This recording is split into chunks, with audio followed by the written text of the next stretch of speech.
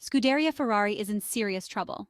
The Italian side had a specific need for the final free practice session at the 4.259-kilometer Circuit Zandvoort to validate the SF-24 setup changes studied in the simulator overnight. However, this was not possible because Logan Sargeant decided to crash into the barriers at turns 4 and 5. The result? The session was halted until 3 minutes before the end, as the marshals took considerable time to repair the barriers almost destroyed by the Williams driver. Ferrari will therefore have to make some choices. With limited data available, they need to choose a setup path that, of course, cannot be changed later due to parc regulations. The Maranello team's weekend was already a big mess, but with Carlos Sainz's absence in FP2 due to a transmission issue and today's stoppage caused by the Williams crash, the scenario has become even more hostile. At least it seems that the rain might give a break, according to the forecast for qualifying. The track is expected to start wet but should gradually dry out.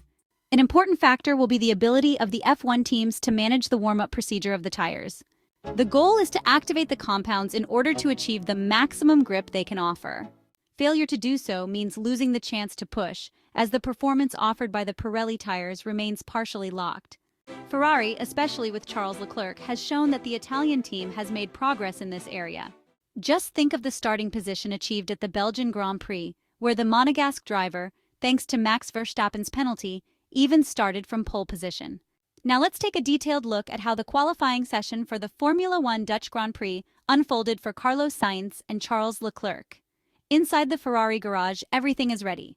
The sun is shining, and everything seems to be working optimally. The two Ferrari drivers are in the SF-24 cars, waiting for the green flag. This first part of qualifying will be crucial in understanding whether the setup is correct and if the balance will allow the Ferraris to perform at their best. The time has come to hit the track. Carlos Sainz and Charles Leclerc leave the pit lane fitted with a set of red-banded Pirelli tires. The race engineers urge them to manage the warm-up as best as possible. After setting aside the tire activation, they switch to race mode and start pushing. Charles encounters heavy traffic, as expected given his position on track, while Carlos is luckier in this regard. Nevertheless, Leclerc delivers the better performance. Overall, the handling of the SF-24 doesn't seem too bad, though it needs some adjustment. After this first attempt, both Ferrari drivers ask for and receive an increase in front-end downforce to better balance the car. Apparently, there's a bit of understeer, especially in Sector 2, which limits the rotation of the Italian cars in the slower corners. Meanwhile, oversteer is noticeable on exit. Turns 8 and 9 remain difficult to navigate. At this stage, Sainz is struggling more. The Spaniard hasn't had much track time and the right reference points are missing. Additionally, he made a few driving errors that certainly didn't help. With only a few minutes left in Q1, both Ferrari drivers are forced to return to the track. They do so on new soft tires for this second run, aiming to improve their times. Leclerc needs to improve, but the one really at risk is his Maranello teammate. There's no room for mistakes. Fortunately, the Spaniard delivers a solid performance and places himself in the top 5. The same goes for Leclerc, who matches his teammate's time. Ferrari makes it through the cut, but as we've easily seen, qualifying for the Dutch Grand Prix will not be a walk in the park for the Scuderia. The comment from Charles at the end of the first part of the qualifying session is concerning. The Ferrari driver opened up on the radio, and in addition to complaining about the traffic, which is always a problem on this track, he vented quite a bit to his race engineer Brian Bozzi about the performance of his SF-24. Leclerc didn't understand what was happening, stating that despite various handling tests, his car was sliding all over the place. Especially in the first sector, there was no way to achieve a good result. It seems that activation in the first part of the lap was not so easy to achieve. We move on to Q2. Ferrari is still on track among the first, always on soft tires. Riccardo Adami and Brian Bozzi try to provide as much assistance as possible to the Ferrari drivers regarding the mappings to use and the trajectories to take to optimize the drivability of the SF-24. After warming up the tires, they go out again. In this case, the tires are used to try to find a better feeling in the first sector, which is limiting performance. The two Ferrari cars return to the garage, where they are fitted with a brand new set of red-banded Pirelli tires. Additional advice arrives to improve the rotation of the cars. The Ferrari driver's attempt is successful, even though the lap times are not exceptional. Undoubtedly, the corner entry phase seems slightly improved, although there is still a bit of oversteer on exit. There is a lot of talk about the front-end load configuration, which is crucial at this stage of qualifying. Minor adjustments are made to balance the car, new tires, still soft, a brief pause, and then back on the Dutch asphalt for the final part of Q2. It must be said that the two Ferrari drivers are really giving their all with a limited car. 3 minutes left in the session. The usual careful tire activation, maybe this time pushing a bit more on the outlap.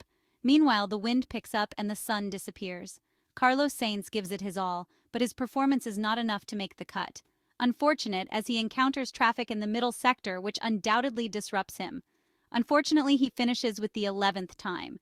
In contrast, his teammate puts together a really good lap, just over a tenth off the McLarens. The Monegasque driver makes it to Q3, fortunately. The moment of truth has arrived. The time to get really serious presents itself to the only remaining Ferrari driver. Precision in driving, maximum concentration, and perfect tire activation will be the keys to delivering his best. Charles is talking with some technicians in the garage while observing the telemetry to understand where he can still shave some time off his performance. The engine of his SF-24 fires up. For this first attempt, his Ferrari is on used tires. These are the red-banded Pirellis used in the previous session. During the outlap, Charles works hard to warm up the tires as best as possible, once again pushing more on the outlap. It seems the wind has calmed down compared to before. This lap by Leclerc serves primarily to increase his feeling with the car and to finalize some beneficial trajectories to improve the car's performance. The lap is fairly clean, although he's 0.6 off the best performance set by Lando Norris, who had new tires. Brian Bozzi provides him with all the necessary details and pumps him up a bit for the next attempt, the one that really counts. Charles Leclerc returns to the pits for a brief stop, during which his mechanics fit the last available set of new soft tires. Track position will be important, as will tire activation.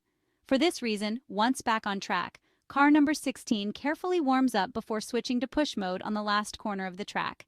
The tension is high because the extra that the Monegasque driver can offer will matter a lot. Brian Bozzi suggests using Lando Norris's racing line in turn 1, tight on entry and wide on exit. The Monegasque driver's lap is not great and earns him a 6th place on the grid for tomorrow's race. Several corrections were needed between the first and second sectors, which cost some lap time. At the end of the lap, Charles Leclerc opens up on the team radio, complaining that the tires were very difficult to manage. Indeed, his SF-24 single-seater seemed rather unstable. It's a shame because something better could have been achieved. That said, one final consideration at the end of the qualifying session for the Dutch Grand Prix in Zandvoort. Ferrari gave it their all with a car far from the top in the Netherlands. The 0.9 gap to Lando Norris proves it.